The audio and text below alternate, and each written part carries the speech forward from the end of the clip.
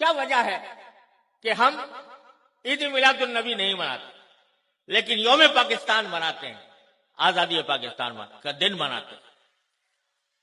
تو میں اس کی وضاحت کرنا چاہتا ہوں کہ اس میں کوئی شک و شبہ نہیں ہے کہ اس کائنات کی تاریخ میں سب سے بڑا عظیم دن وہ تھا جس میں اللہ تبارک و تعالی نے اس کائنات کی ہدایت کے لیے جناب محمد رسول اللہ صلی اللہ علیہ وسلم کو مبعوث فرمایا ہے۔ اس سے زیادہ عظیم دن انسانی تاریخ میں کوئی اور نہیں جس میں آپ تشریف لائے، لیکن آپ ہی کی تعلیمات اور آپ ہی کی سنت اور آپ کے جانثار صحابہ کرام کی سنت یہ ہے کہ انہوں نے کبھی نبی کریم سرور عالم صلی اللہ علیہ وسلم کا دن نہیں منایا، اور اس لیے نہیں منایا کہ اللہ تبارک و تعالی نے رسول کریم صلی اللہ علیہ وسلم کو اس لیے مبعوث فرمایا تھا تاکہ آپ کی ہدایت کی روشنی سے یہ کائنات منور ہو اور لوگ آپ کی تعلیمات کی اتباع اور پیروی کریں۔ آپ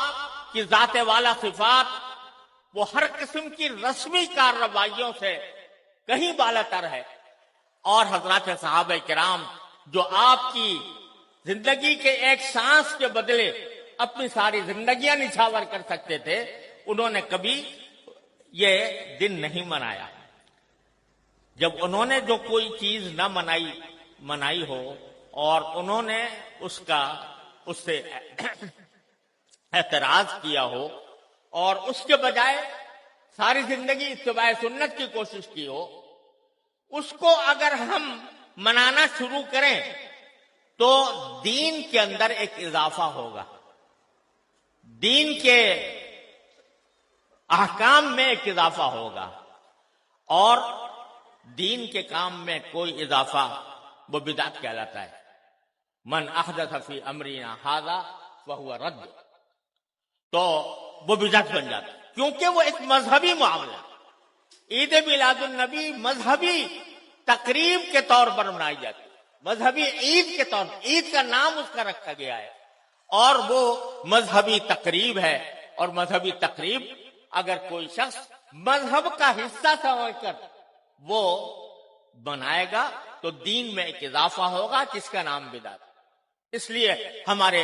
اکابر علماء کرام نے اس بنانے کا اہتمام نہیں کیا۔ جہاں تک یہ 14 اگست کا تعلق ہے، 14 اگست کے یوم آزادی کا تعلق ہے، یہ کوئی مذہبی تقریب نہیں ہے، یہ کوئی دینی اجتماع نہیں ہے، یہ دینی تقریب نہیں ہے، بلکہ یہ ملکی تقریب ہے، اور ملک کی آزادی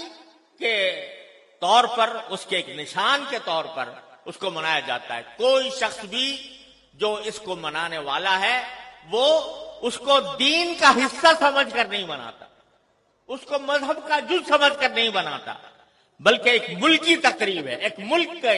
اللہ تبارک و تعالیٰ نے ایک ملک ہمیں عطا فرمایا، اور ایسا ملک عطا فرمایا جس کی تفصیل مولانا عزیز الرحمان صاحب نے بیان کی ہے، تو وہ ہم ایک ملک کی تقریب کے طور پر بناتے ہیں۔ بدعت اس وقت بنتی ہے کوئی چیز جو شریعت میں نہ ہو اور شریعت کا حصہ اس کو بنا دیا جائے،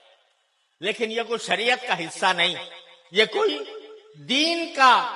کوئی دینی تقریب نہیں، دینی عید نہیں، دینی مذہب نہیں، دین کا کوئی مذہبی حصہ نہیں، لہذا یہ ایک ملکی تقریب ہے۔ اور یہ ایسا ہے جیسے کہ اگر کوئی شخص اپنے گھر کے اندر کسی اپنے گھر کی تعمیر ہوئی اور اس تعمیر کے اوپر کوئی اجتماع کرے، کوئی دعوت کرے، تو یہ کوئی مذہب کی تقریب نہیں ہے، کوئی دین کی تقریب نہیں ہے۔ اسی طریقے سے ہم یوم آزادی پاکستان کا اس لیے مناتے ہیں کہ اللہ تبارک و تعالیٰ نے اپنے فضل و کرم سے یہ نعمت ہمیں عطا فرمائی تھی، اور ملکی تقریب کے طور پر اس کو